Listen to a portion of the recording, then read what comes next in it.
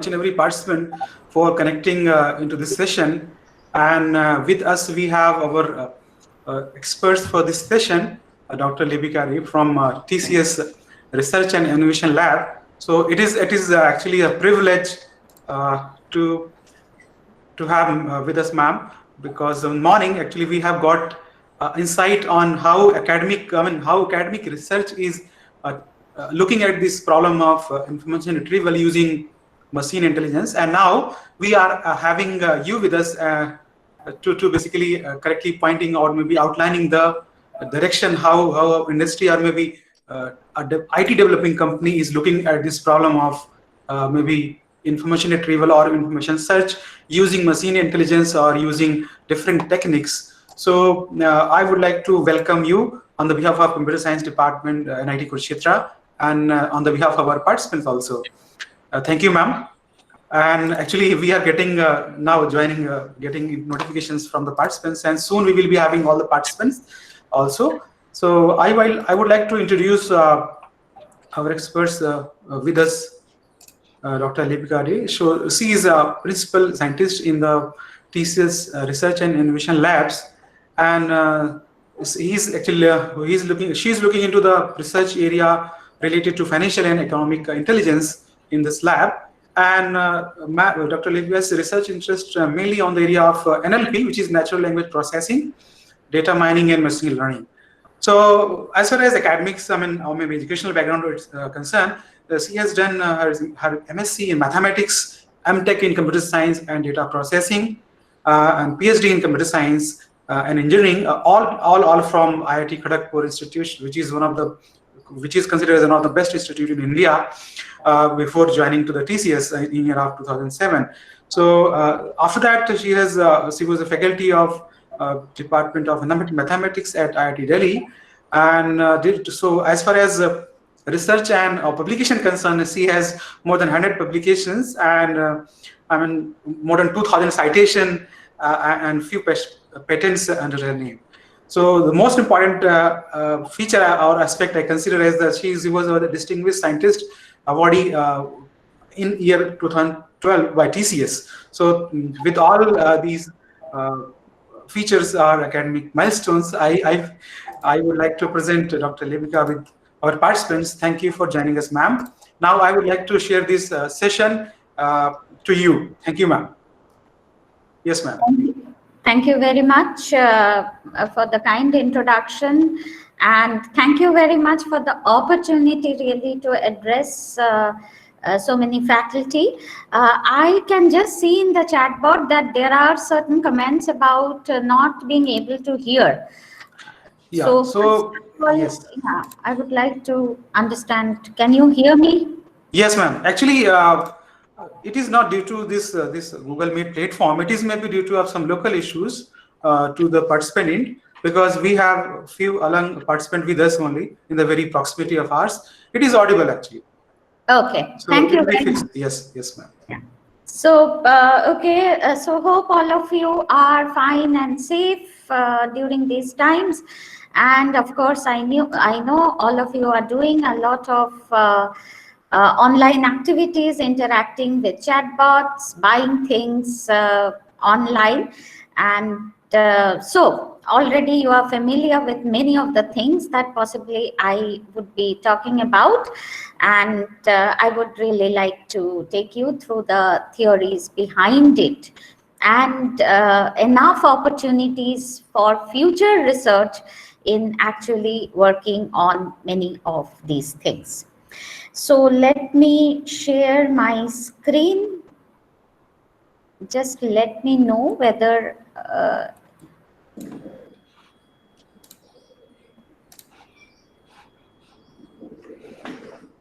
okay.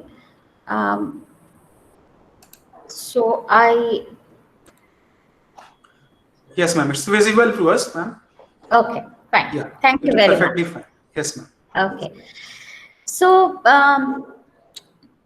let us just look at some of the elements that are very common in our lives, And today we have a lot of chatbots which all of us are using for different purposes. When we go to any bank that we are banking with, we see that there are chatbots which are there deployed to help the customers 24/7, so that people can go to the chatbots and look at the information, not really be dependent on connecting over to an agent and have accent issues and knowledge issues and a lot of these things. So typical chatbots, you may ask which investment scheme will give me the highest interest rate. As you see, though we call it information retrieval, the way you ask the question to the chatbot is actually different. So typically in information retrieval, we give keyword search queries where we would say possibly highest interest rate in ICICI for short-term plans. We can give a whole sentence, but obviously the more words we use in the query, the more difficult it is for the IR search engine to retrieve the exact information. And we don't usually have very good search engines in the enterprise context. So you don't ask, you will typically not want to ask this question on Google. You want to ask it to your bank. So there is a difference on the search engines like Google, which are very good when it comes to worldwide search. But when it is search on enterprise text, it's not always very good because enterprise texts themselves are very different in nature. Siri, of course, has been there for a long time now, and typical questions again asked: how far is Karnal from Kurukshetra? And it's expected to tell you exactly how far it is. Google Assistants, in fact, this diagram over here shows that majority of their users are actually, or a large number of users are actually from very different age groups, which were not at all earlier using these kind of devices, like grandmothers who are very happy with Google Assistants, which is entirely, of course, operating with voice. But then once you convert the voice query to a text, then the entire operating principle remains same. So it is not only that you can frame your questions differently, but the use of conversational systems has actually laid the way for a large number of more users to use the IR systems who were not earlier in the domain of the device users at all. Okay, and of course Alexa, as you know, many or the highest use of Alexa is known to be by kids who want Alexa to do their homework. Okay, and so typical questions that Alexa finds is, can you please tell me the distance from Earth to Moon? And very similar to how far is Karnal from Kurukshetra, it's expecting exact answers. And so there is a difference in some cases. So you look at Siri's answer, it can say 36 kilometers via NH44. So that's a very precise thing. There are other routes and the distances will be more. Typically, you can configure it to give you the shortest distance or the less congested distance and so on. Alexa, once you get the answer, then so this is actually showing what happens next. So assuming that Alexa has given the answer to the kid in a similar form, some thousands of kilometers, the distance between the Earth and the Moon, the child asks next, and what is the distance to the Sun? Now, this is a very typical example that differentiates conversational IR systems from IR systems.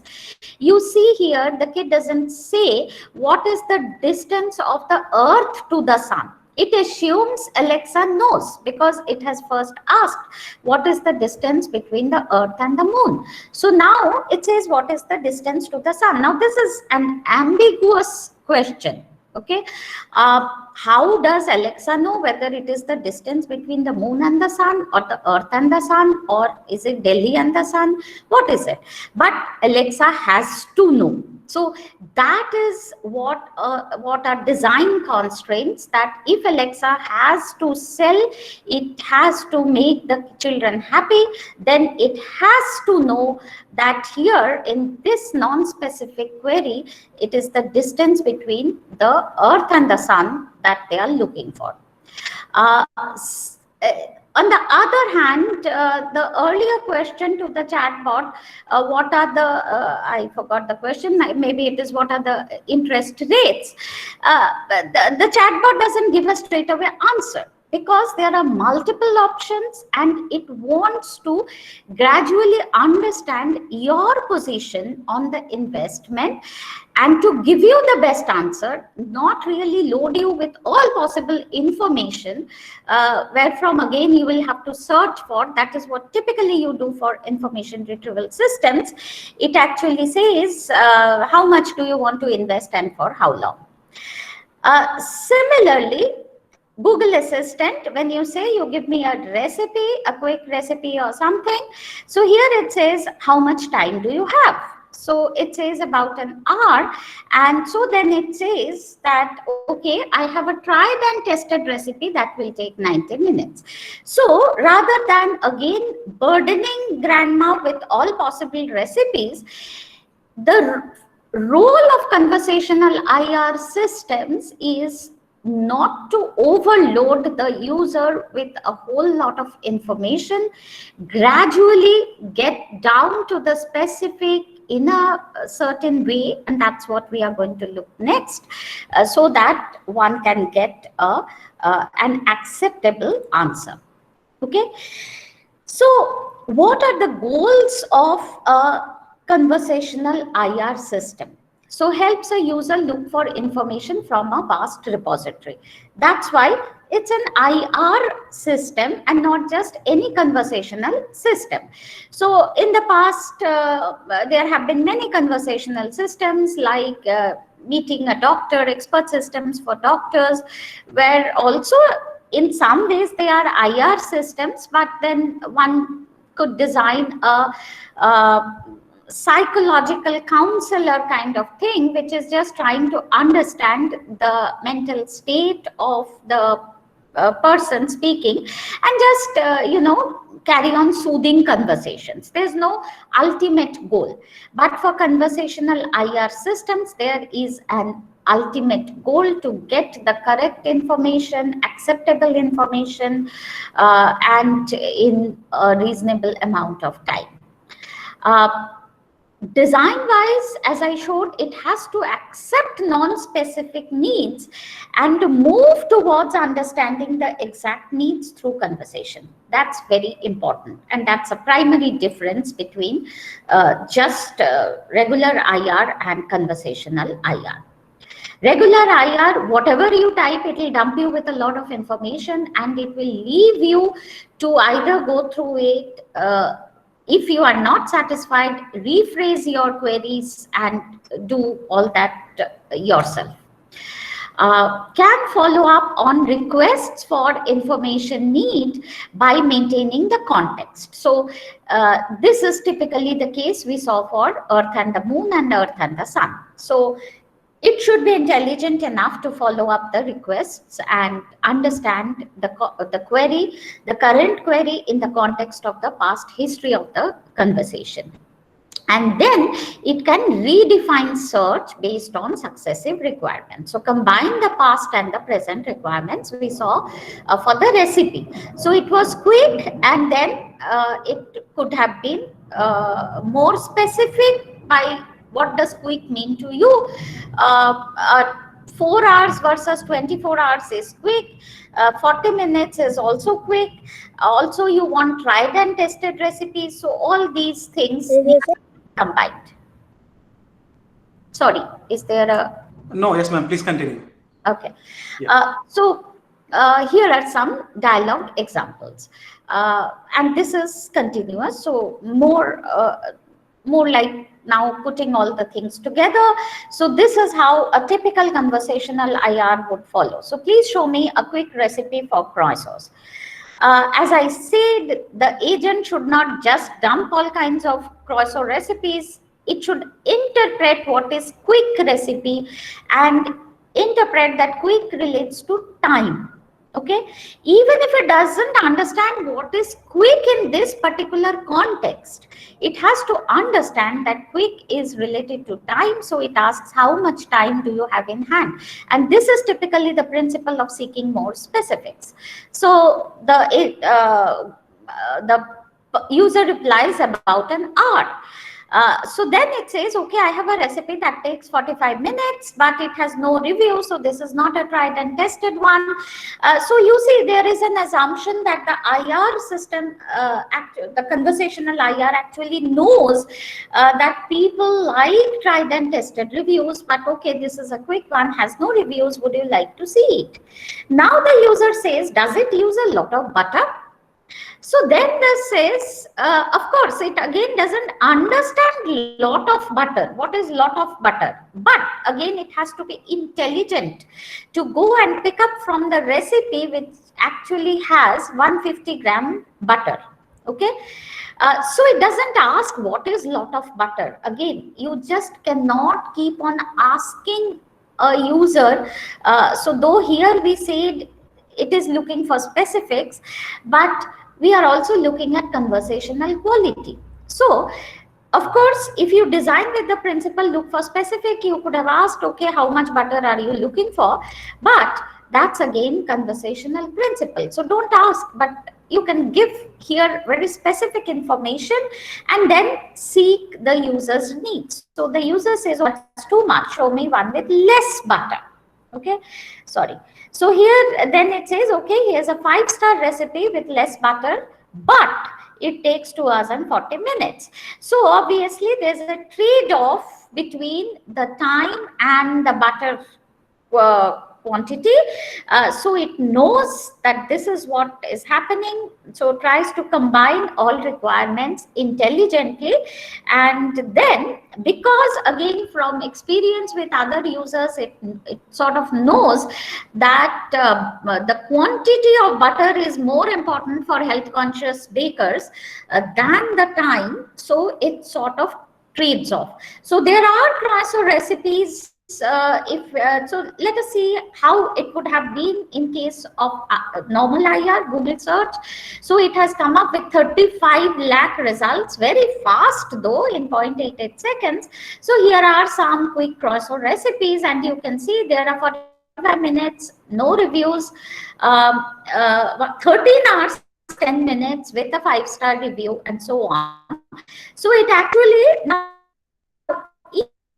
if it was a chatbot rather than this, it should have gone straight into the quick croissants, and that's what our chatbot did. It actually said, I have one with 45 minutes, but when it goes there, it would have seen that something, I'll just show you, which is that it had too much butter. Actually, it had too much, whatever the amount of butter.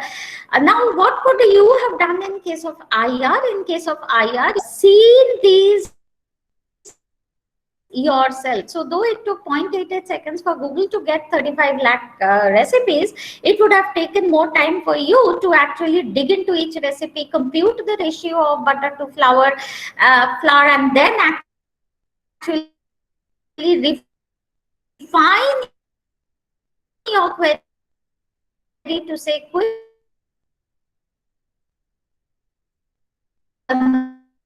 Conversational IR, though it is asking you 2-3 questions, it is coming at the third. It is coming with only one recipe per croissant. It takes 2 hours 40 minutes, and grandmas are happy, or basically health conscious bakers are happy to use these because it saves them a lot of time in searching. And most often, of course, it is done with hands free. Though today I'll be talking mostly about text, but usually these are very effective when you have question. Of course, it depends on the quality of voice to text. But after that, the principles remain same, and I will be talking mostly about text principles. But whatever we do, you can add one more step in your head, which is converting from voice to text. Okay. So let us now look at what is happening in this area, conversational IR. I hope the context is set. So conversational IR is a relatively new area where the focus is on designing applications where humans are interacting with computers. The key point is, and that's a whole lot of research on that is going on from the linguists and designers, system designers, where they find that people interact with computers as if the computers are also social agents. So we know computers are not social agents. We are computer scientists. We know there are dumb but states, that is the mental states. Prosody again is the tonality of how I speak. And as you all know, you don't speak in a similar way to a child and your grandmother and your friends. Similarly, there are all these aspects that need to be taken care of if the computers are to actually become social agents. So the intent is to build more natural, pleasant, and efficient software. And so therefore there's a lot of NLP and computational linguistics work that go at the back end to emulate characteristics of human conversations. So there are linguistic phenomena, structures, and semantics. And as I said, there are paralinguistic features like style, tone, body language, physiological states, etc. That needs to go in order to build effective agents. So let us take a look at what actually a little bit of these research that has happened on the front of the different users that are using these kind of systems. So research shows that people are polite to computers. Also, computers can't be, though computers can't be offended. So that's what a perception that users have. People prefer computers with personalities closer to their own. Now, that's a research problem we'll discuss, but that's just a finding. Human stereotypes associated to gender, look, color, etc. are also carried on to computers. So you must have read there's a lot of controversies that happened when the Siri agent was actually put forth. Siri was female, and then some people liked it, some people didn't like it. They said that okay, they think all females are only personal assistants, and that's why they say Siri is a woman. So lots of things happen over there. So in fact, many are designed as women in cases because people associate a personal assistant to a woman. So those are some kind of studies that are there, and maybe some people like it. Ideally, it should be that people should be allowed to select the personalities or they want to interact with. So that's really some research or some directions to go.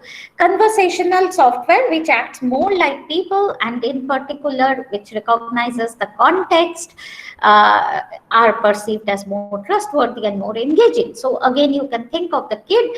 If the computer doesn't understand its question and keeps on asking it too much, it will just not want to interact with Alexa. So all of you who have kids, you know that.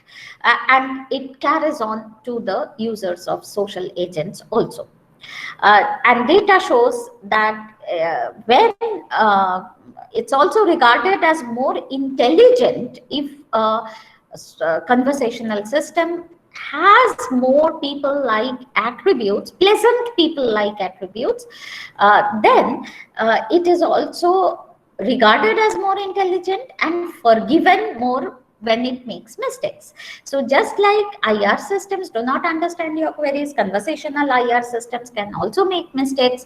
But again, this is a finding that if you can make the interactions pleasant, then people will forgive, which means they will stick to your devices and give more answers to questions rather than just throw the device away. Okay, and that's why it is so important for industries to design good mechanisms. So what I have done is I'll be talking about two different aspects in this. So the first part, I will quickly take you through principles of designing conversational IR systems. So what are how do we structurize conversations, what are meant by the different structures, etc., and how they are used in designing the IR systems, how they can be used. And in the second part of it, I will take you through the state of the art, which is actually about the certain frameworks that exist for building good conversational systems, how the left hand side things can be learned actually by analyzing human conversations. Otherwise, how will systems learn? So just like any kind of computational systems, there's a lot of learning that has to happen behind. And finally, natural language generation, though I don't think I can cover it, but I'll just show you an architecture for that. Okay. So let us go to the first part. Are there any questions, by the way, till now? Okay, I assume it's a no. So yeah, there is no question from participant side now. But one question I want to share, that when we assume that while designing a conversational IR, we are not. We are very flexible to. When we have shared that fact that whenever IR system is making mistakes providing the result, we are a little flexible on that aspect. That okay, it's a system, it's a conversational IR, and it is whatever result is giving, it is okay if it is making mistakes. So, do we have any study to see the reliability of information retrieved by conversational IR? Yeah, so every system, every conversational IR system actually has to deploy their accuracy count. So I'll come at the end about how we evaluate the systems. Very important question, actually, because it has to be evaluated. True. Sure. So, we got one question from participant. What is the role of sentiment analysis in IR actually? Maybe in the conversation IR. So let us finish this lecture. These things we will have to look at. Sure, ma'am. Sure. Okay. Yeah. How to infer things which are unsaid. So we say that it has to, go in a way that it has to accommodate non-specific information requirements and has to collect more information. So usually when you talk to a person, you ask for something. Even if you go to a shop, you ask for something, the person asks you more questions, and finally you get your thing, specifically if it's a new thing. If it's an old thing, you know what you are looking for, you give the specifics. But of course, when it is conversational IR, it's expected that you are asking things which you don't know. So naturally, if you don't know, there are many stages of not knowing. So it has to go through knowing how or what it has to. Basically, it is moving towards information completion. That before it actually retrieves something, it has to move towards information completion. But it has to move towards information completion through talk exchanges, and it has to appear as a normal conversation. It cannot be just succession of disconnected remarks. So at every stage, you actually expect an answer to a certain thing, and you have to ask it. Just to give a brief thing to the participant who asked about sentiment, you have to ask it politely. The agent has to ask it politely. So that is very important, and the agent if possible, should also gauge whether the language that the user is using is actually getting more and more irritable or not. So that's again an area where sentiment analysis can be applied, but that's very futuristic to understand where the conversations are going, and if possible to rectify the conversation. Okay, so this is what happens, and so we say there's a cooperative principle, because after all it's a dialogue between two, and when you are talking with another person, it's a dialogue, it's not a monologue. So there are certain principles for conversation. So the number one is quantity. So the contribution as informative as required, but no more. So these are elements which are told about general conversation. When you are teaching in a class, you have to decide at which level the class is. You don't say the same things even about linear algebra to a first year and a fourth year. So there are assessments that you have to make, and in this case quantity is guided by the syllabus, you can say.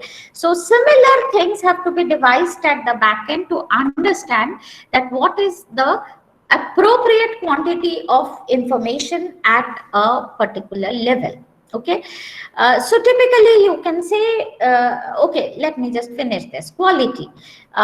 So quality, of course, is not very, again, as usual, as all qualities, it's a bit vague, but quality is actually that you are not asking meaningless questions which are not relevant to the system. So if someone is looking for a health conscious croissant, you are not to go and ask about, okay, what do you do for health maintenance otherwise, or you don't say, oh, what do you eat creamy cakes. You don't make such things. Similarly, a social agent which is talking should actually maintain these elements of quantity, quality, relevance or relation to the current conversation, and manner, which is not only about sentiment but also about the information content. That is, it should speak in simple language, not make ambiguous statements or which leave ambiguous statements. So while it is taking the ambiguous statements of the human user, it itself should try to make as unambiguous simple statements as possible.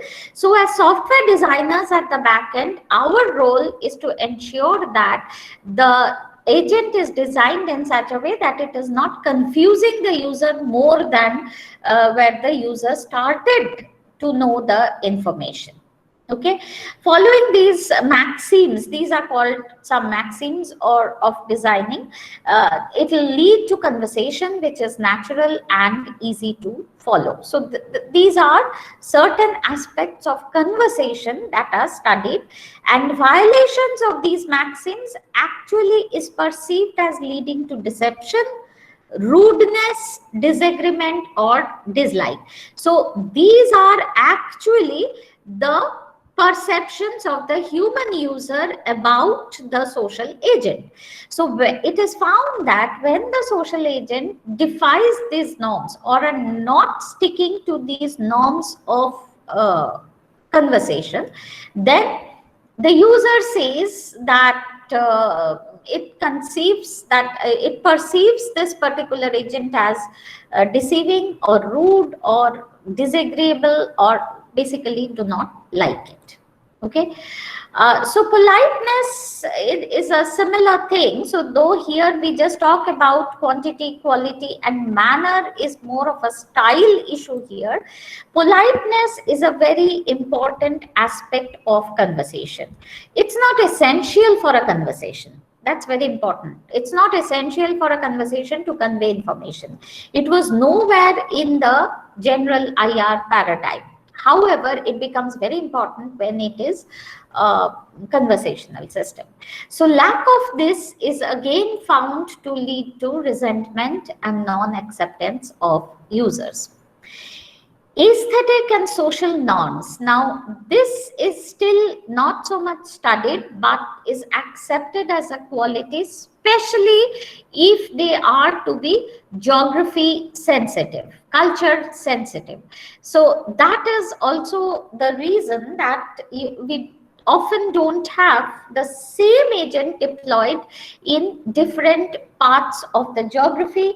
So if from our side we deploy a chatbot in Japan and we deploy a chatbot in US, we are careful that the modalities of conversation generally are followed. So say for example, in US, we would start a conversation by saying, "Hi there, how can I help you?" So this is very typical of a chatbot which is built for the US geography. Hi Max, hi Alex, whatever it is. In a Japanese scenario, it is always that hi is not so accepted to the general Japanese population. It is actually, so in fact, we say it is always some san. Okay, so they send emails to me, Lipika san, what is, it's something like a G. Okay, so they send, so a chatbot has to start the conversation as good morning X san, Y san, whatever. So these are two very different cultures and we have to imbibe them in the social agents to make them acceptable. Similarly, other aspects of conversation, tact, generosity, approbation, modesty, all these elements are very, very important. So let us see how we can move towards formalizing these elements so that we can use them as for building software. So these are very easy things to say, very difficult things to imbibe in a software. Okay, so first of all, something very generic to conversation system designs are moves and structures.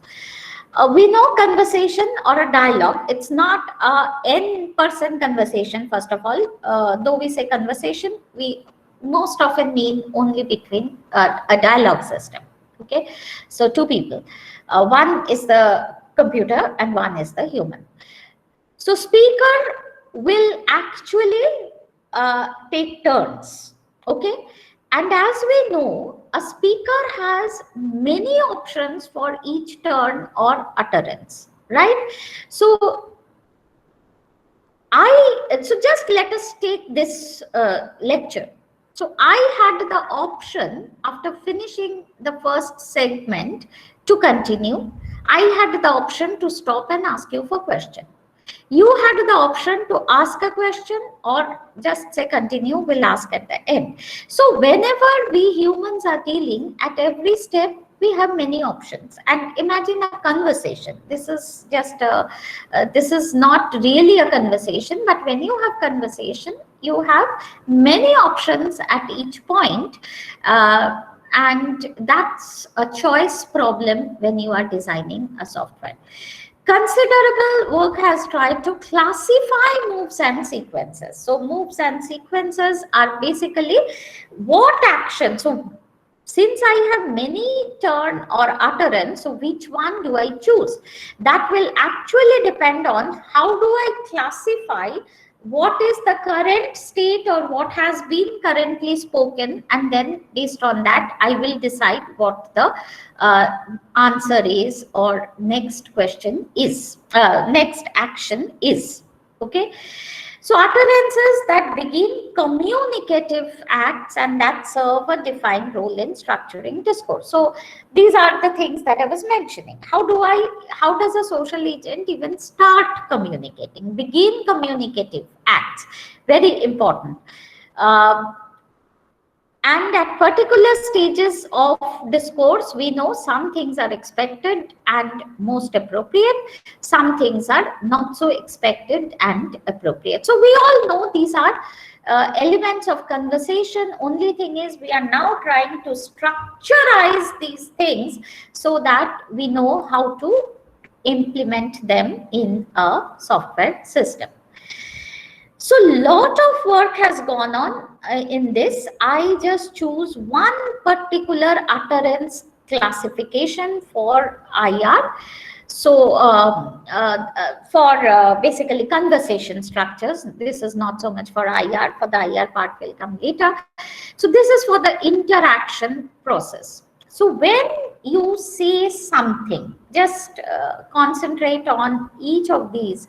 Whenever you say something, you are having a conversation with your friend and your friend is saying something. Now, what all things do? You can show solidarity. You can show that, okay, you were waiting for information and the information has come, so maybe your tension is released. So you were waiting for the information from your child about whether he or she has reached a place. When they say that, you say, oh, I'm so happy that to get this information. When someone says something sad, you say, I'm so sorry to hear that. So these are two different utterances. You don't say one in the place of other. Similarly, when someone says that, this is not really, it's not good to go out without masks today, you say, I absolutely agree with you. If someone asks you for something, you give a suggestion, and so on. You may give your opinion, you may give your orientation for certain aspects. Okay. Similarly, on the other hand, as a conversation maker, you can ask for the orientation of the other person, you can ask for the opinion, you can ask for the suggestion, you can disagree rather than agree, you can show tension in a different way, and you can show antagonism. So these are some of the things that you realize. Yes, ma'am. I want to interrupt. Actually, I request participant Niranjan Nayak to stop sharing because it is affecting our presentation. So please stop sharing. Ma'am, it'll take 1 minute. So let's fix this first. So I request Niranjan Nayak to stop presenting, or let me see. Yes, ma'am, please. So it was stopped. Yeah. Is it okay now? Can you see my screen? Actually, ma'am, we need to share it again. I mean, because that screen was interrupted. Yes. Oh, wait. I just said stop sharing. So okay. So it was a disturbance. I mean, I request participant to do not start sharing anything because it will immediately affect our current presentation.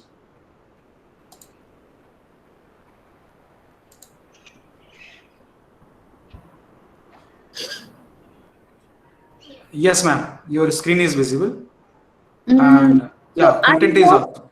Yes. I hope this. Yes, this was the thing we are discussing. Yeah, we were discussing. Utterance classification. One yes. Okay. So next is, so this is first of all every statement that we are making. So every statement that we are making will fall into one class or the other. It can fall in other classes. We are just trying to, make our set finite so that we can design systems. And these are the most obvious, most common things that we find are relevant for IR. Okay. Now, conversation is not just one statement, as we repeatedly say. These are sequences of statements. So if we consider the moves as alphabets, moves are nothing but each utterance, which, as we have said, It can belong to a class that one is showing attention, one is stating something, attention, and someone is actually agreeing, disagreeing, whatever. So these are independent things, are moves. Now, given an alphabet of moves, if we consider them as alphabets, each individual utterance, then some ordering or sequences are more likely than others. This is what I was saying. You don't say, I'm so happy to hear this when someone says that, my uncle is very ill. So that's why some things are more expected than others. So one class is to be followed by another class in a most, so there are certain probabilities that can be attached to it. Now, how do you know those probabilities? Some orderings are not regarded as appropriate. So how do you know what is a probable pair? And that is where these pairs can be learned from analysis of conversations that are recorded from the past. So simplest kind of structure, though there is a whole conversation, you can just imagine first a pair of sentences. Okay. Now, pairs one after another will actually build a conversation. So pair in which a human and the system are taking turns. Design can be different. Usually when you start a chatbot, you will see that the chatbot starts with a greeting.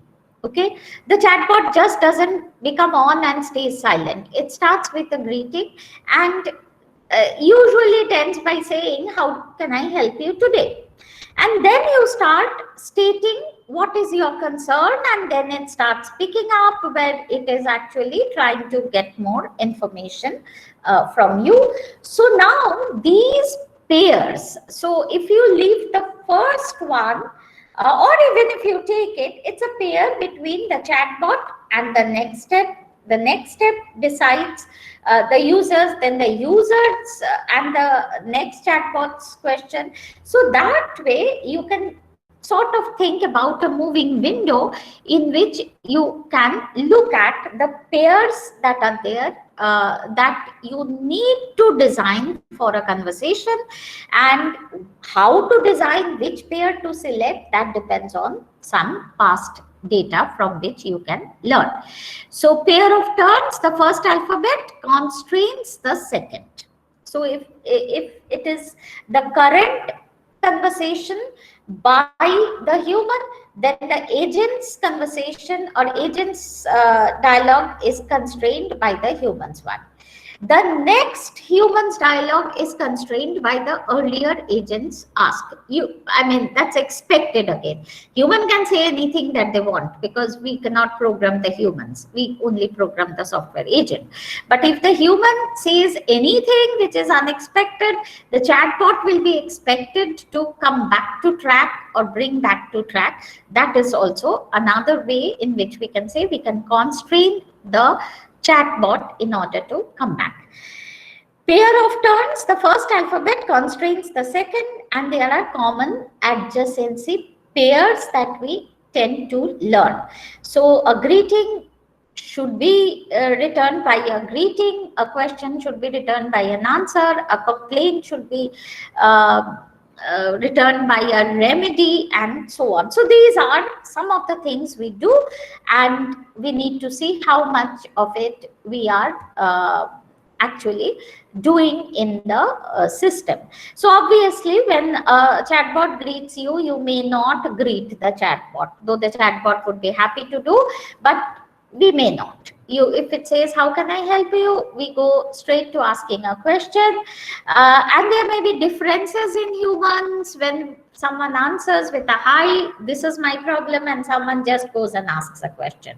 So the chatbots of the future are supposed to be capturing the responses and do an analysis of the human agent they are speaking with. Okay. That's not the reality today. but these are some of the elements why chatbots are, or why conversations need to be studied in a machine learning format. So here are some of the things that we have today. So adjacency pairs for an information seeking conversation, because we say this is conversational IR. So information seeking is the key point. So these are common pairs. There's a request for an information coming for an agent, and the agent has to take an action. Uh, a request has come and more information is requested by the agent. So then the agent actually asks for a facet. So it finds that all the facets of the query are not complete. So it actually asks back for a facet. It can be provide a facet. Okay, so the human being has provided a facet, provided the information with respect to facet, and then the user is actually giving back the information on the facet.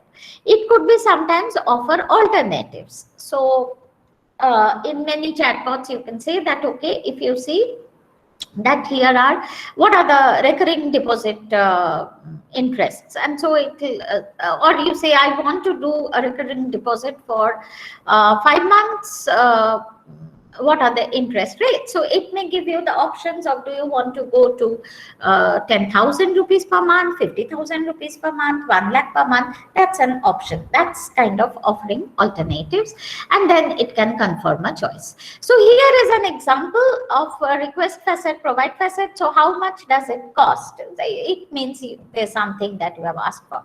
So it just says the information. Offer alternatives. How about Chinese? So okay, this is actually an example to show that some things are not expected. So when you say how much does it cost, it is expected that you provide the information which is relevant to the facet. You can offer alternatives at this level, that's still accepted. But such a conversation, like you say, how about the agent asks you how about Chinese, and it says okay, you say okay, or either way, this is not an expected thing. So basically, to summarize, what you say is request facet. When you have requested and it simply says an okay, this combination is not acceptable.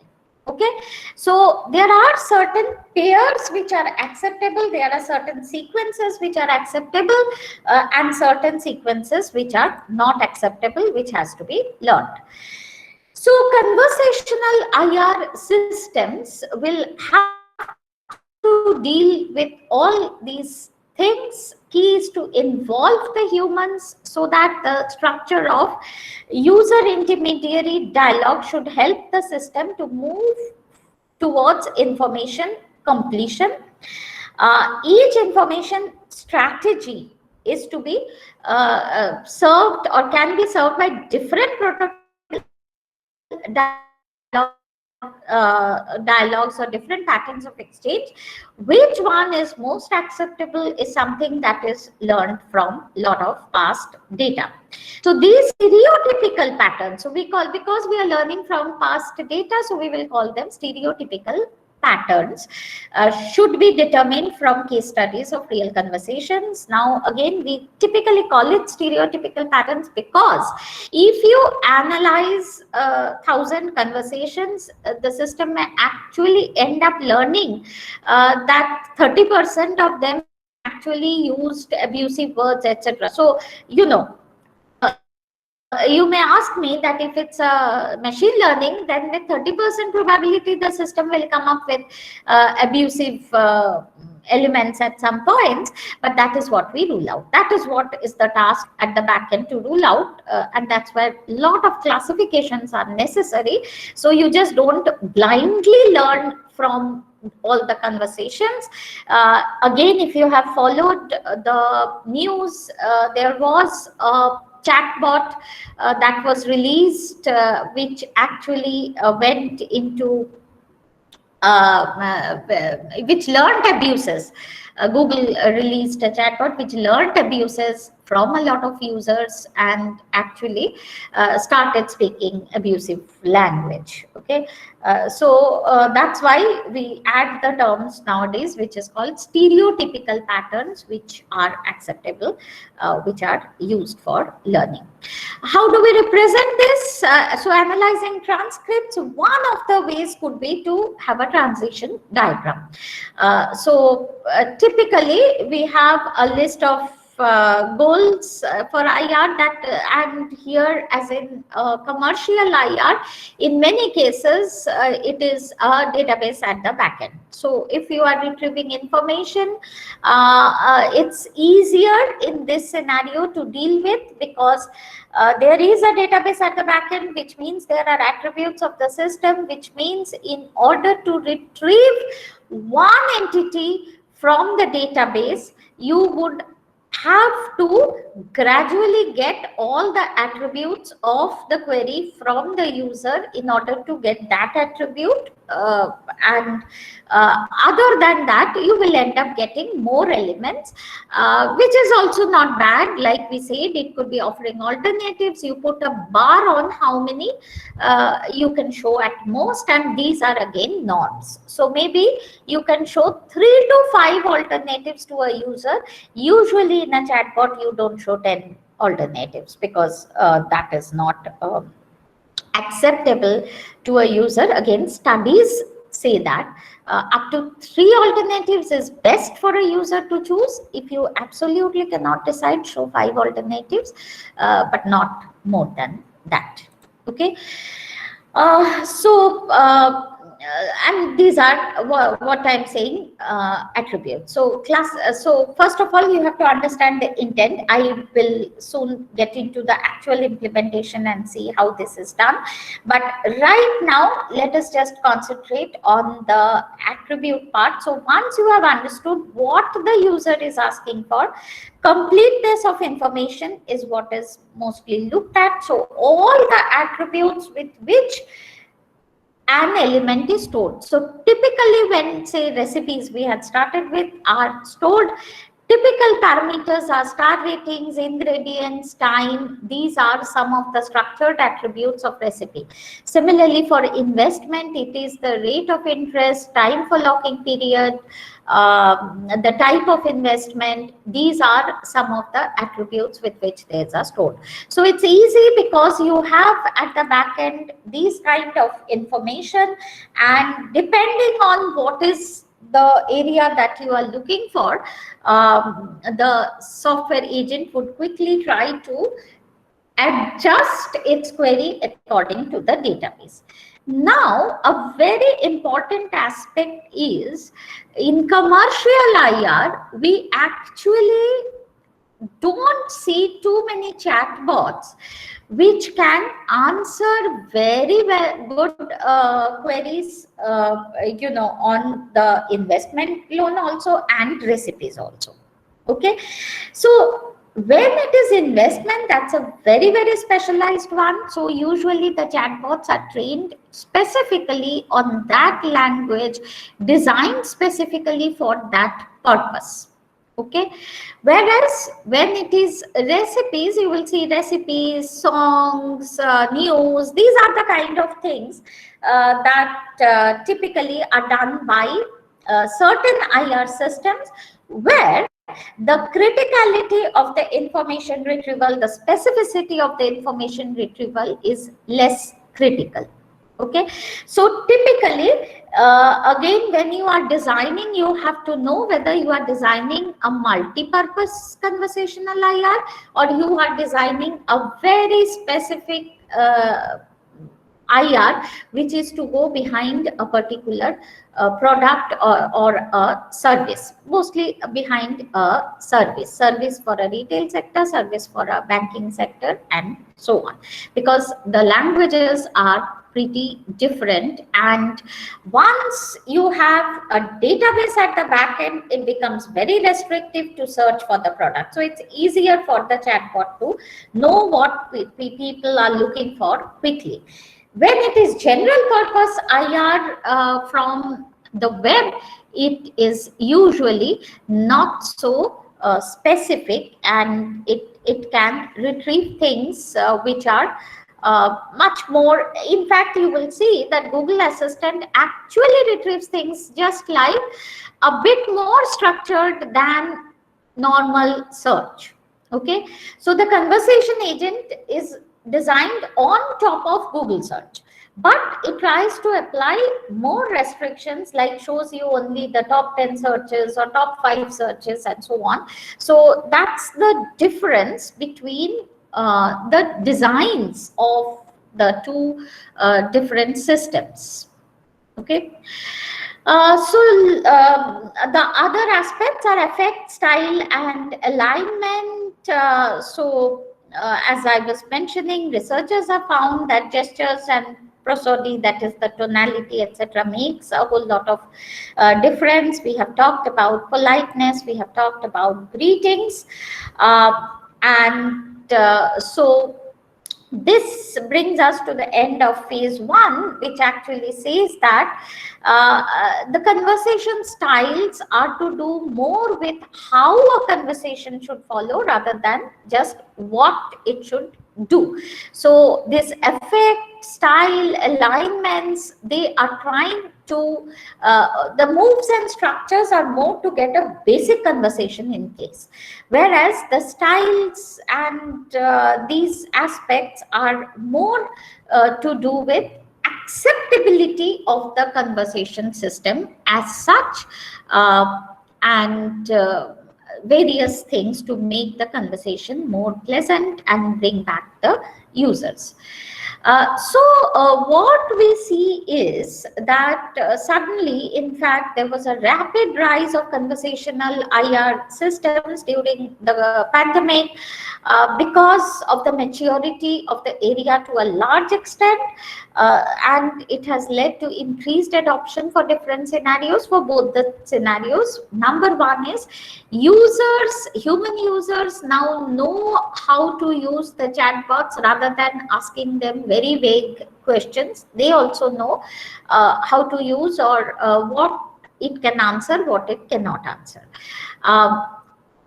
There are also multiple designs or multiple software frameworks, software agent frameworks for deployment, which are now helping the commercial organizations to deploy or design their own chatbots, depending on whatever how they want to design their chatbots.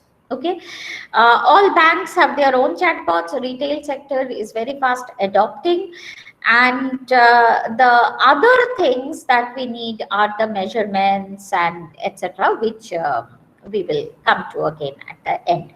So here is now a sample conversation exhibiting some of the properties. Till now we were only seeing question and answer kind of thing.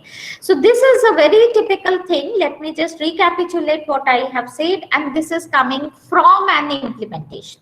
Okay, so here is the conversation agent, which starts typically like this: what can I do for you today? And that is a design constraint, that there should be a greeting at the beginning of a conversation. The human says, okay, please suggest a good restaurant close by, which won't be very crowded. So you can see it's a complex requirement, very vaguely stated. But the interesting part is these chatbots are existing when it actually doesn't take it straight away. It rather tries to get more information. So which won't be very crowded is the queue it takes from here. And so it asks, when do you wish to go? Crowded, of course, restaurants are more crowded at certain times, less crowded at certain times. So it says during lunch. And some restaurants are more crowded at dinner, some are more crowded at lunch. So you can try first train. So it provides an answer. But the key point is, again, it's a conversational IR system. So it just doesn't say you should go to. That is the style difference. Okay, so one could write an answer or design an agent which can say, okay, you should go to first rates. It says you can try. So these are subtle differences which it learns from agents, from conversations, that the same information can be given in different ways. I'm not sure whether you can see the last one. It's a bit okay. And then what kind of cuisine does it serve? It says, because it's typical. Now again, you see, it says it serves, but it understands it is here first range. So it says first range is a Chinese restaurant. Okay. So it provides the answer despite the it part in it, because it understands the context. Okay, so that's the end of the theoretical considerations of building a chatbot. Now, let me take you through a framework which is actually designing a chatbot, and this is kind of, you know, a recapitulation of what we were seeing over there. So concerns now: how to start a conversation, how to continue, how to end, how to find out whether conversation is going on in a desired way or useful. Last question is very, very important, because when I have a commercially deployed conversational IR, it's not just for chit chat with customer, but there has to be a goal. So goals can be many things, and someone was asking about evaluation. So goal can be how many people are getting the right answer to a question. Now, I think the question was, what is a right answer?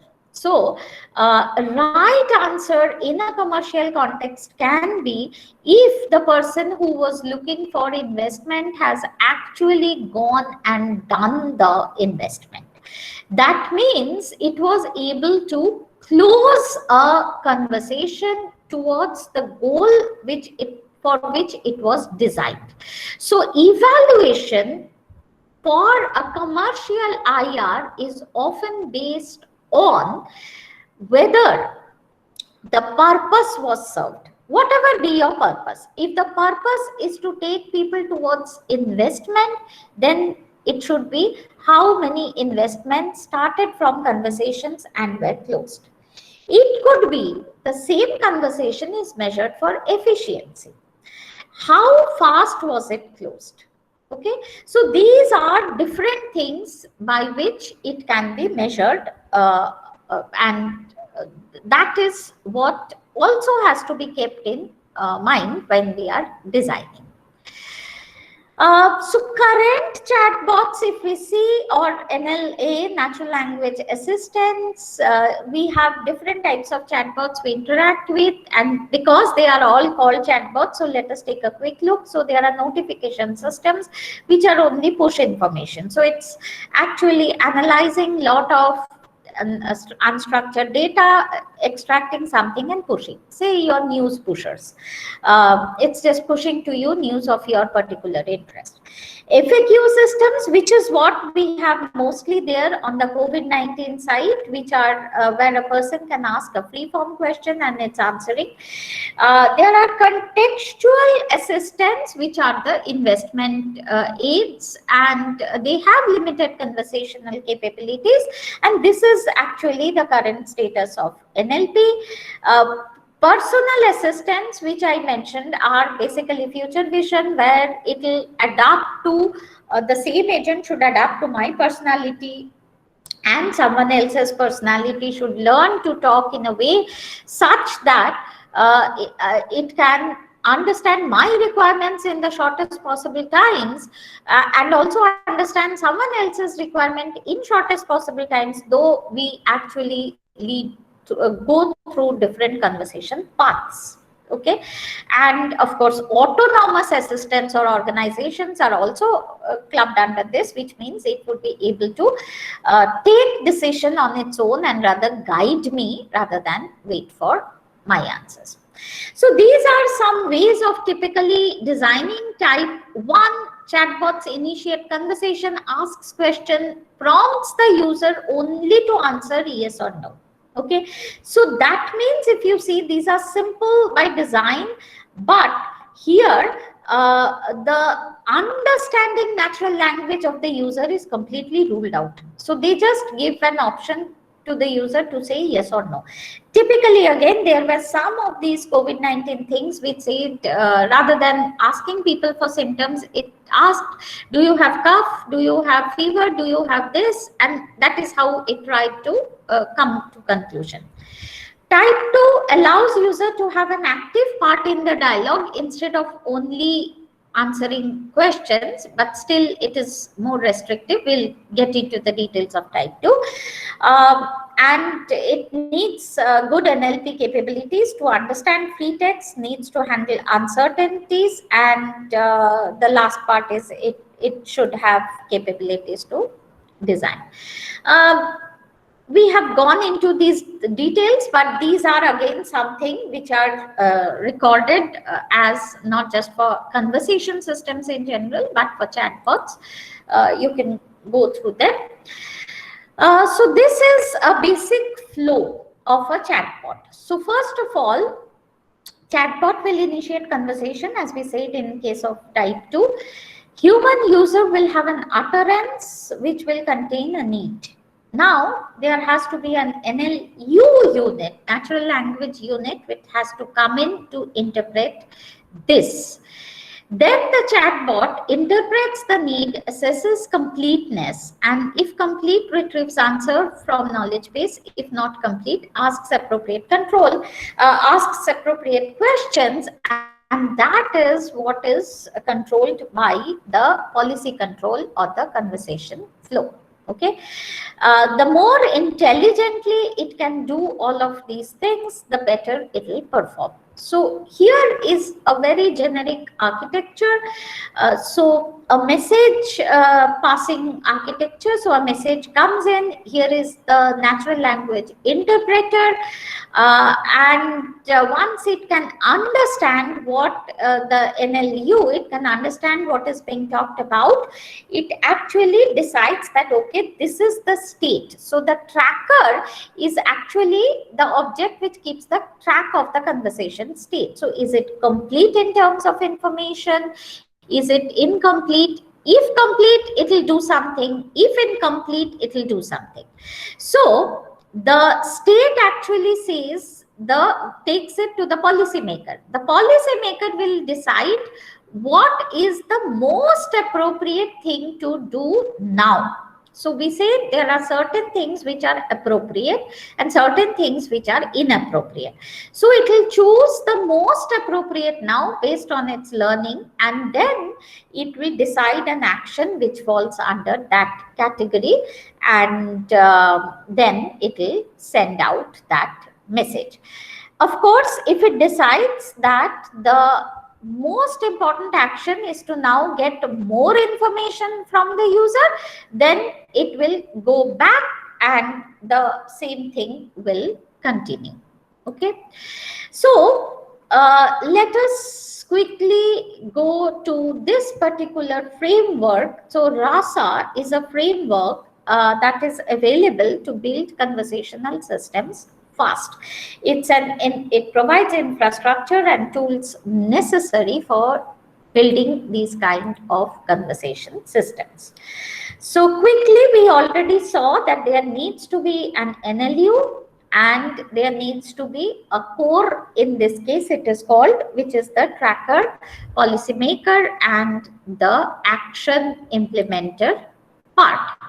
So here is the roles for RASA. So this is a natural language understanding unit. This is what controls the conversation flow, and this is what generates the output. So it's the same generic architecture now with the names of RASA components. So first of all, as we say, there is the need to understand what the human has said. So that is the interpreter. How does it happen? Usually it's a classification framework that is put over there, which is a pre-trained model based on number of classes that the chatbot knows how to deal with it. Okay, so when you want to know about the policies, it's an intent to know, intent to get information. When you ask, how do I invest? Then it's an intent to know about the link that you should go to, and initiate what kind of info. So basically, the answer that you are looking for is that the chatbot should take you to the page where you can, now it will ask you for basic information and you can give, and it can actually start an investment for you. So these are two different intent. I can take another example. When you say, what are the men's winter jacket, please show me winter jackets for men. That's an intent to see. When you say buy this one, that's an intent to buy. Okay, or how much does it cost? That's an intent moving towards buying. So these are some of the things that it has to understand what is the intent. And named entity is winter jacket, so it has to understand that what you are talking about here is the element over here. So this is the architecture where there is a classifier that it has internally, and it's a plugin which can work with any different kind of word embedding module. Okay, so here is an example. If the user says I want to play ping pong, then it has to, intent is identified as playing a game, entity is ping pong. So therefore the next action will be dependent in this case to actually suggest an online gaming site for ping pong to the user. Okay, these are some of the representations that are used. I'm sure you will do more of it. So as it mentioned, the word vectors, which are vector representations of words, making the semantics much easier to understand. So whether I say men's winter jackets or I say warm woolens for men, these are two semantically similar things, and it should be actually understanding it, which is enabled by use of these representations at the back end. Now, because we are not just talking about entities, but for entire sentences, so therefore there is a need to do a sentence level interpretation, and the same sentence can be told in multiple different ways. So usually the word vectors are fed to these kind of architectures, which are called long short-term memories, which generate a final vector representation for a sentence. Now, what happens is at the back end during training, we usually put in some n examples of the same question and train the system to learn an intent. So when I say I want to buy this, what is the price for this, etc. So there are some n ways that a person can ask or show the intent to buy. So when I keep all those questions, for each of them I generate a vector representation and I tag them to a class intent to buy. Similarly, if it is intent to something else, intent to know, then I will put n such samples of questions at the back end and train the system by generating the vector representation for each to actually know that class. So as a whole, I can have k different classes, each one of them having differing number of examples of the same thing, and I will be training a classification system so that when in future I have a similar sentence. Now remember that the future sentence is not a replica of any of the seen sentences. But because of these vector-based representations, the system understands better semantics and it can actually recognize a similar sentence also properly. That's the power of deep learning. Not very recent, 3-4 years now. Rather than LSTM, there is this system of representing again sentences as a whole, a BERT, which Google released.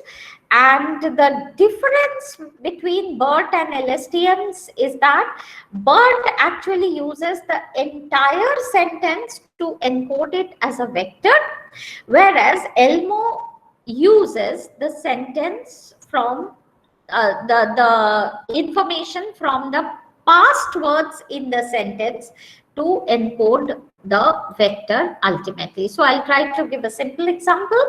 I want to go to the bank to withdraw some money. If this is something that a person is telling the chatbot, then the chatbot can expect that the next thing is that the human will ask it what is the distance of it. Okay, so it will be like, how far is it? Now, what is it? It is the bank. That is number one, context knowing. Number two is, it should understand what the bank is. Is it a river bank? Is it a money bank? Because accordingly the distance will vary. So now the chatbot has to understand that when it is encoding this sentence, it has to understand or have a representation in which actually the word bank will have a different representation when it is coming in this context, and it will have a different representation if it is saying, I want to go to the bank to watch the sunset. And of course, its answer will also vary. Now, this is done better by BERT because, as I was saying, if it's an LSTM model, when it is encoding bank, it will only use the past I want to go to. Sorry, there's a word missing. To go to the. That's all that it knows. Okay.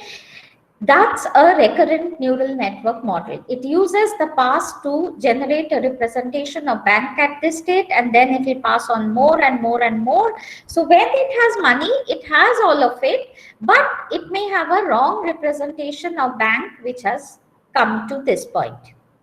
Whereas if it is BERT, as I said, BERT uses the entire sentence. So when BERT is encoding bank, it has seen money.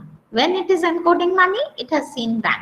So that's the difference, and that's why it is a better one in order to use in this particular context. It's used, and there are multiple.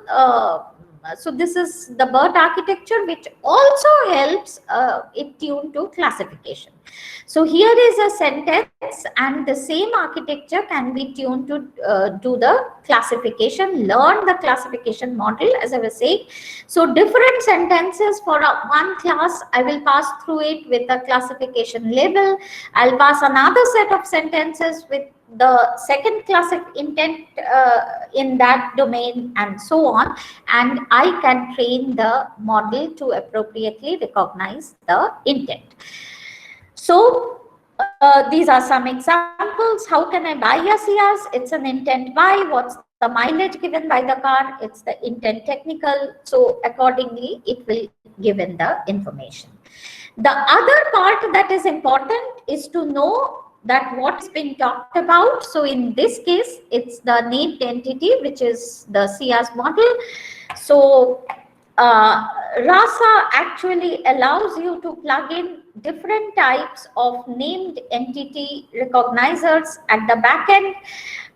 So Spacey is one of the named entity recognizers, which is again by Google, which is very good in recognizing names, locations, addresses, organizations. If you want elements like distances, dates, prices to be recognized, like 10 kilometers is a distance, $100 is a price, then here is one more tool. And of course, one can always do their own training of NER using CRF models along with deep learning models, which can also be good. So, you know, these cuisine names usually are not a part of any of these standard NER recognizers. So therefore, one can train own NER recognizers to recognize that Chinese in this case is the name not of a country but of a cuisine. And now the intent classifier, the entity recognizer together actually can recognize future named entities also. So you want the named entity recognizer to learn in such a way so that in future from the context. So if a human asks what is the closest Chinese eatery, and let us suppose the system was trained to know that Chinese is cuisine, it can answer there are no Chinese eateries nearby, there is an Italian one about 1 kilometer away. The person then says, is there one with North Indian food? Assuming that North Indian was not in the named entity list of rasa, it has to understand that North Indian is a cuisine. And then it can go and do a search on Google at that point of time to find the North Indian restaurant close by and return. This is again a functionality that is already available. Okay. Only thing Rasa needs to do is to understand that North Indian is a cuisine. Rest, it will go to either Google or some other restaurant database to find out. So, the crucial point here is it's a new named entity, but it can recognize because of the sentence structure. So Chinese food, Italian food, it may have encountered a lot. So it knows that when someone says X type of food, X type is actually a cuisine name. Quickly, there is very little time, 5 minutes I'll take to go through the next part. So this we have covered that the interpreter has understood the intent. Now comes the part of deciding the state and the policy. So over here, predicting the next action is what is most important. And first, let us look at a set of actions that are permitted by RASA. So find the best matching answer, which is called a response selector, which is a very specific kind of way you can design the knowledge base at the back end, and it can do.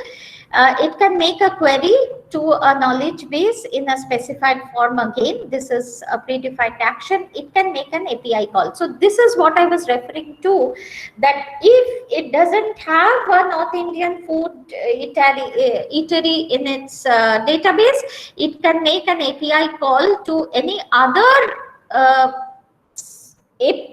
service which is actually providing it an API to connect to it and get a North Indian food name. So typically it can connect to Zomato, it can connect to Swiggy in order to get this. Of course, if it is for winter jackets, it cannot connect there. It can connect to Amazon. But you can code your system to do it in that way. Okay. So quickly, let us look at how do I decide which one to select at a point of time. So here is the decision. As I was saying, for COVID-19, you also must have gone to the FAQ site, which is provided by all governments. There is one question, one answer. This is a very simple scenario to actually do it through a chatbot. Okay. The design that RASA takes over here is FAQ set. So what you do at the back end, you define one question along with it an answer, and what are the what it will do is, it will if you can define multiple ways of asking the one question, then it will be an intent classifier. If you do not have multiple representations of one question, you just have one question and the answer is there, the user may ask the question a bit differently. You can rely on the BERT classifier to actually recognize the question as this because it has more semantic capability.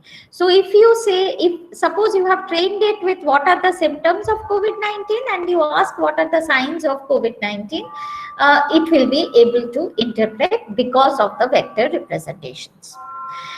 Uh, so this is a simple way to code. It says ask an FAQ question, pick up the FAQ answer and respond. It can be a slightly more difficult situation where there may be different entities but similar type of question. So suppose your chatbot is expected to answer what is the number of confirmed cases of COVID-19 in a country. It could be USA, France, India, Germany, whatever. Now, you cannot just code for all of it. What will you do? You will just have a set of entities defined separately, and you can use a structured JSON or a CSV file in this case to define the entities and follow the earlier principle to train the system with questions and answers. In this case, of course, the answers will have to be used, an API has to be used to retrieve the answer from certain locations. So here is an example of what I was saying, that how do you train the system to do these things. Of course, you don't just hard code for all possible situations. You can only hard code up to the point that you have to decide how do you store your answers or questions. What do you want the system to do? Okay, everything else will be very fluid. So here is what we were saying as training from examples. So what is something? Say conversa. Conversa is something. So this is an expected answer. So you see over here, the way we structurize this existing conversation is, we say when there is an ask FAQ, respond FAQ. It's followed by, so this one has been followed by an ask FAQ, respond FAQ. Then what are the pricing schemes? As we say, there can, whenever there are multiple options, we need to go to a knowledge base. So here we say this kind of question we put in knowledge base and the response comes from there, and so on. Just because we know that there need not be only one such conversation but multiple, so Rasa provides for something that is called designing stories. Actually, this is a story created from this conversation. So what's a story? A story is basically assigning a label to a utterance and then build a structure from that. So what is the label for this? It's a respond FAQ. What is the label for this? This is an ask FAQ. What is the label for this? Query knowledge base. What is the label for the next one? Respond query knowledge base.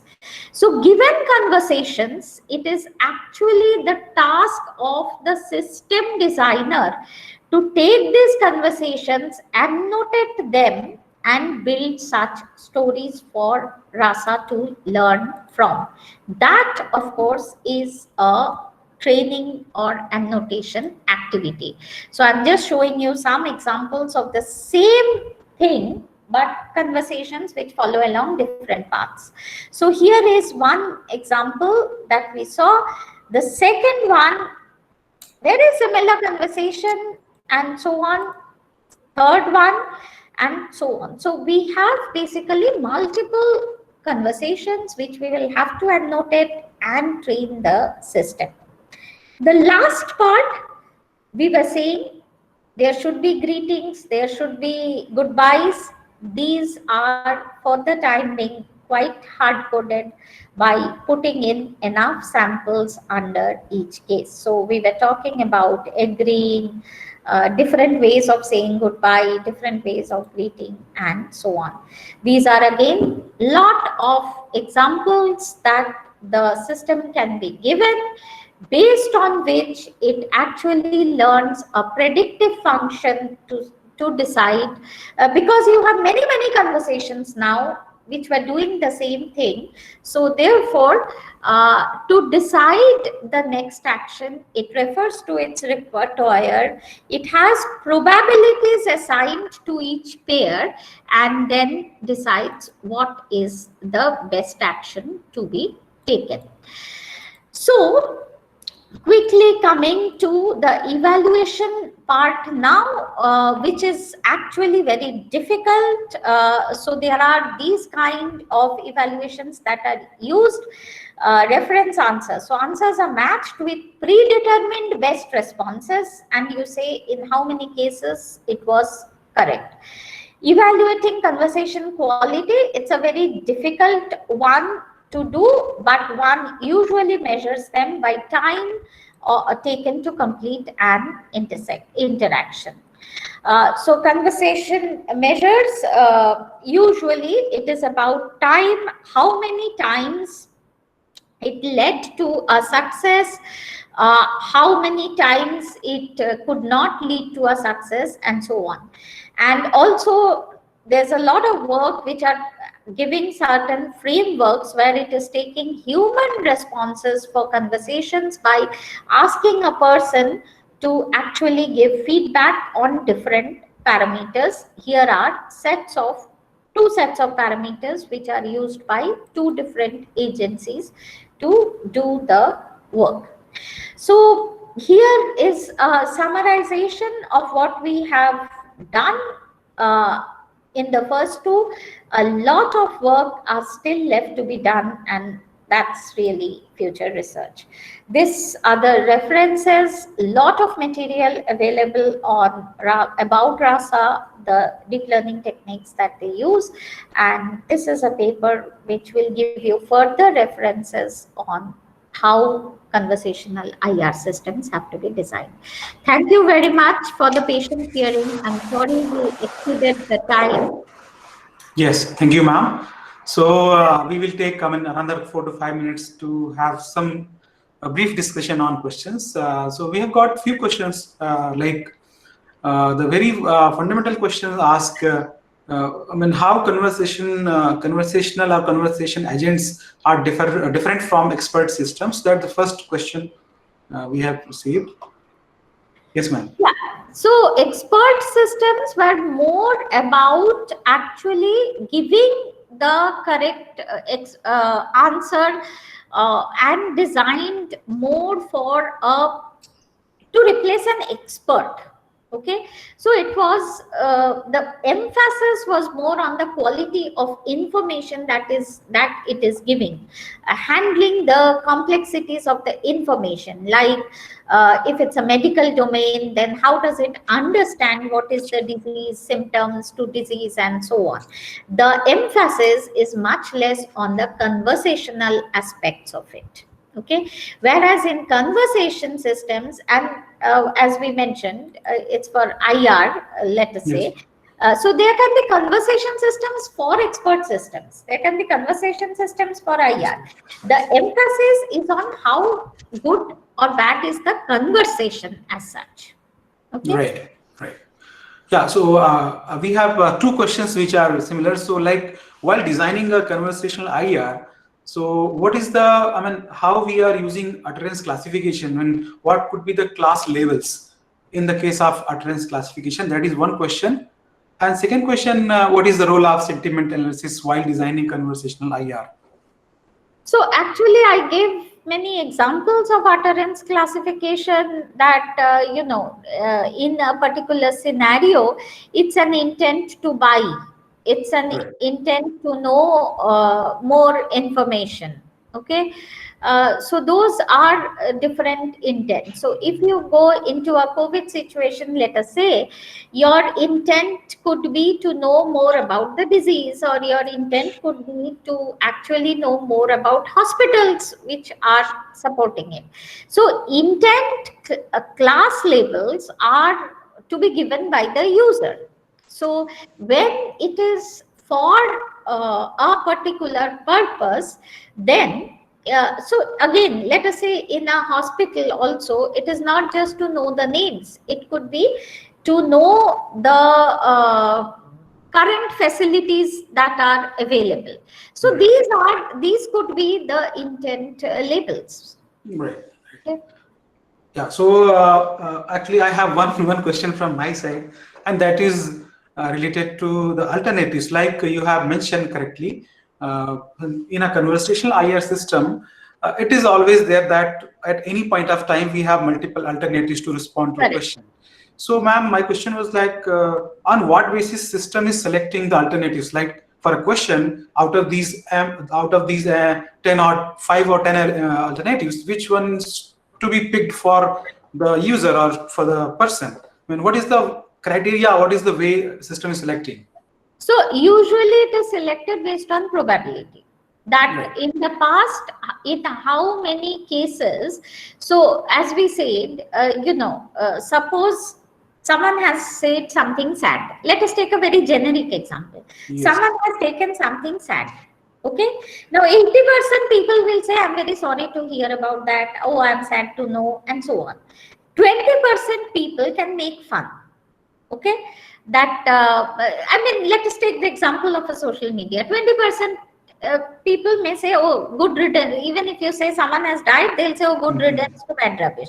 Okay, but Right. so the point over here is, what will the system learn? So the system, if it learns from majority vote in this case, it will learn that the correct thing to say is, I am sorry to hear it.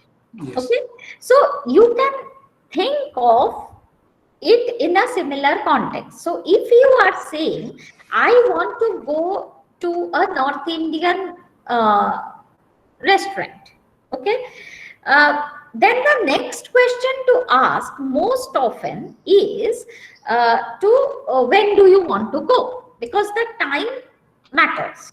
Okay, usually the system will not ask where do you want to go. It doesn't make sense, right? If it says that I want to go, so you just think about it in that way. And how will it learn? Because when I have given it stories, okay, in most of the stories, whenever a person has asked for a restaurant, the next question was, when do you want to go? That's all. If your data had different one, that okay, next thing was, whom do you want to go with? Then the system would have learned that. But again, following the conversation policies, we don't want to make the systems very nosy. So you don't want Yes. the system to actually ask, whom do you want to go with? Yes. Right. Okay, so that's Yeah.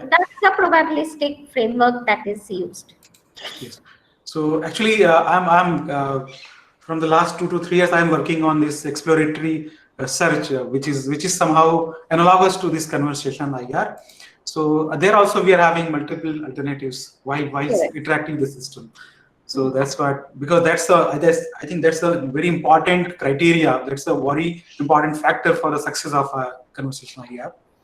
So with this actually, again we have just got a simple questions.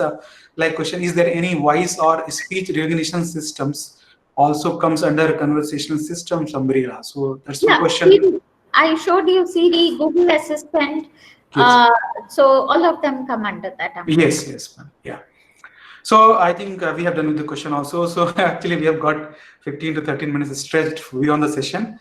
So thank you, ma'am, on the behalf of my participants of the FDP and on the behalf of Computer Science Department in IT Kurukshetra, I would like to share my greetings and thanks to being with us, because it is always privileged to listen experts from the industry, that too from the leading industry, TCS.